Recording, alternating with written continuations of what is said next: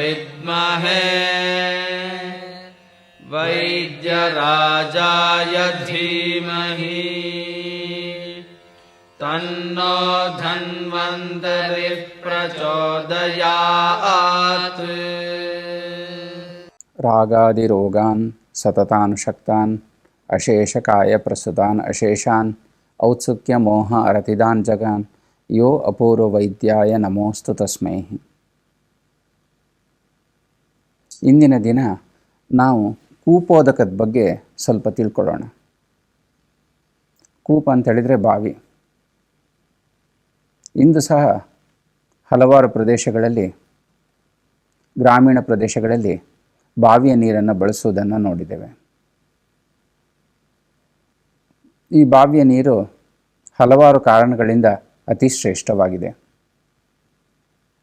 ಚಾಣಕ್ಯ ಶತಕದಲ್ಲಿ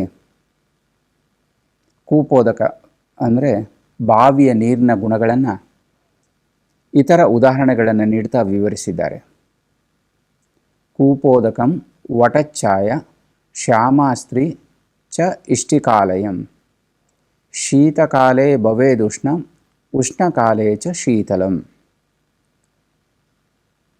ಇಲ್ಲಿ ವಿವಿಧ ಉದಾಹರಣೆಗಳನ್ನು ನೀಡ್ತಾ ಬಾವಿಯ ನೀರು ಉಷ್ಣ ಕಾಲದಲ್ಲಿ ಶೀತವಾಗಿರುತ್ತೆ ಅಂತೇಳಿ ಹೇಳಿದ್ದಾರೆ, ಹಾಗೂ ಶೀತಕಾಲದಲ್ಲಿ ಉಷ್ಣವಾಗಿರುತ್ತೆ ಅಂತೇಳಿ ಹೇಳಿದ್ದಾರೆ. ಉಷ್ಣಕಾಲ ಅಂತೇಳಿದರೆ ಬೇಸಿಗೆ ಅಥವಾ ಸೆಕೆಗಾಲ. ಬೇಸಿಗೆ ಅಥವಾ ಸೆಕೆಗಾಲದಲ್ಲಿ ಬಾವಿಯ ನೀರು ಅತ್ಯಂತ ಶೀತ ಗುಣವನ್ನು ಹೊಂದಿದ್ದು ಸ್ನಾನಕ್ಕೆ, ಪಾನಕ್ಕೆ ಅತಿ ಶ್ರೇಷ್ಠವಾಗಿರ್ತದೆ. ವ್ಯಕ್ತಿಗೆ ಹಾಗೂ ಆರೋಗ್ಯಕ್ಕೆ ಅತಿ ಹಿತವಾಗಿರ್ತದೆ. ಅದೇ ರೀತಿ ಶೀತಕಾಲದಲ್ಲಿ, ಚಳಿಗಾಲದಲ್ಲಿ ಬಾವಿಯ ನೀರು ಉಷ್ಣ ಗುಣವನ್ನು ಹೊಂದಿರ್ತದೆ. ಚಳಿಗಾಲದಲ್ಲಿ ಬಾವಿಯ ನೀರು ಉಪಯೋಗಿಸೋದ್ರಿಂದ ಅದರಲ್ಲಿ ಉಷ್ಣ ಗುಣವಿರುವುದರಿಂದ ಆರೋಗ್ಯಕ್ಕೆ ಹಾಗೂ ವ್ಯಕ್ತಿಗೆ ಅತಿ ಹಿತವಾಗಿದ್ದು ಆತನ ಆರೋಗ್ಯವನ್ನು ಕಾಪಾಡಲಿಕ್ಕೆ ಸಹಾಯ ಮಾಡ್ತದೆ.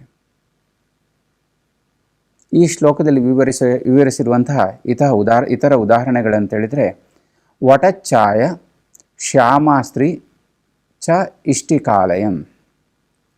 ವಟಚ್ಛಾಯ ಅಂತೇಳಿದರೆ ಅಶ್ವತ್ಥ ಮರದ ನೆರಳು. ಉಷ್ಣಕಾಲದಲ್ಲಿ ಅಂದರೆ ಸೆಕೆಗಾಲದಲ್ಲಿ ಅಶ್ವತ್ಥ ಮರದ ಕೆಳಗಡೆ ನಿಂತರೆ ಬಿಸಿಲಿನಿಂದ ಅಥವಾ ಉಷ್ಣತೆಯಿಂದ ರಕ್ಷಣೆಯನ್ನು ನೀಡುತ್ತದೆ. ಅದೇ ರೀತಿ ಶೀತಕಾಲದಲ್ಲಿ ಅಂದರೆ ತಂಪಿನ ವಾತಾವರಣ ಇದ್ದಾಗ ಅಶ್ವತ್ಥ ಮರದ ಕೆಳಗಡೆ ನಿಂತಾಗ ಒಂದು ಉಷ್ಣತೆಯ ಅನುಭವವನ್ನು ಅಥವಾ ಬಿಸಿಯ ಅನುಭವವನ್ನು ವ್ಯಕ್ತಿಗೆ ನೀಡ್ತದೆ.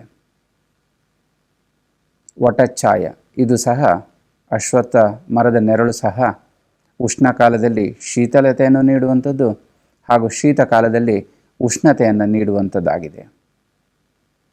ಶ್ಯಾಮಸ್ತ್ರೀ. ಶ್ಯಾಮಸ್ತ್ರೀ ಅಂತೇಳಿದರೆ ಕಪ್ಪು ಬಣ್ಣವನ್ನು ಹೊಂದಿರುವಂತಹ ಸ್ತ್ರೀ, ಹೆಂಗಳೆಯರು. ಇವರು ಸಹ ಉಷ್ಣಕಾಲದಲ್ಲಿ ವ್ಯಕ್ತಿಗೆ ಶೀತತೆಯನ್ನು ನೀಡುವಂಥವರು ಹಾಗೂ ಶೀತಕಾಲ ಅಥವಾ ಚಳಿಗಾಲದಲ್ಲಿ ಒಂದು ಉಷ್ಣತೆಯ ಅನುಭವವನ್ನು ನೀಡುವಂಥವರಾಗಿರ್ತಾರೆ. ಇಷ್ಟಿಕಾಲಯಂ ಅಂದರೆ ಇಟ್ಟಿಗೆಯಿಂದ ಕಟ್ಟಿರುವಂತಹ ಮನೆಗಳು. ಇಟ್ಟಿಗೆಯಿಂದ ಕಟ್ಟಿರುವಂತಹ ಮನೆಗಳು ಒಂದು ವಿಶಿಷ್ಟ ಗುಣವನ್ನು ಹೊಂದಿರ್ತದೆ. ಬೇಸಿಗೆಗಾಲದಲ್ಲಿ ನಾವು ಮನೆ ಒಳಗಡೆ ಇದ್ದಾಗ ಒಂದು ಶೀತತೆ ಅನುಭವವನ್ನು ಕೊಡುತ್ತದೆ. ಬಿಸಿಲನ್ನು ತಡೆದು ಹಿಡಿದುಕೊಳ್ಳುವಂಥ ಗುಣ ಈ ಇಟ್ಟಿಗೆಗಿದೆ. ಇನ್ನು ಶೀತಕಾಲದಲ್ಲಿ ಅಂದರೆ ಚಳಿಗಾಲದಲ್ಲಿ ಚಳಿಯ ಅನುಭವವನ್ನು ನೀಡುವುದಿಲ್ಲ. ಮನೆ ಒಳಗಡೆಗೆ ಒಂದು ಉಷ್ಣತೆಯ ವಾತಾವರಣವಿದ್ದು ವ್ಯಕ್ತಿಗೆ ಚಳಿ ಹೇಳುವಂಥ ಅನುಭವ ಆಗುವುದಿಲ್ಲ. ಈ ರೀತಿಯಾಗಿ ಚಾಣಕ್ಯ ಶತಕದಲ್ಲಿ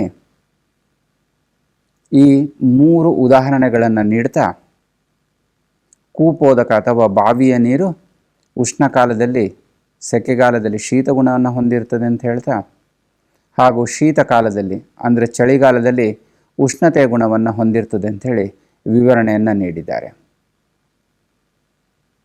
ಹೀಗೆ ನಾವು ಯಾವುದೇ ಒಂದು ಪುರಾತನ ಗ್ರಂಥಗಳನ್ನು, ಆಯುರ್ವೇದ ಗ್ರಂಥಗಳನ್ನು ಅವಲೋಕಿಸಿದಾಗ ಸಾವಿರಾರು ವರ್ಷಗಳಷ್ಟು ಹಳೆಯ ಕಾಲದಲ್ಲೂ ಸತ್ಯವಾಗಿತ್ತು, ಇಂದಿಗೂ ಸತ್ಯವಾಗಿದ್ದು ಮುಂದೆಯೂ ಸಹ ಸತ್ಯವಾಗಿರುವಂಥ ವಿವರಣೆಯನ್ನೇ ನಾವು ಕಾಣ್ತೇವೆ.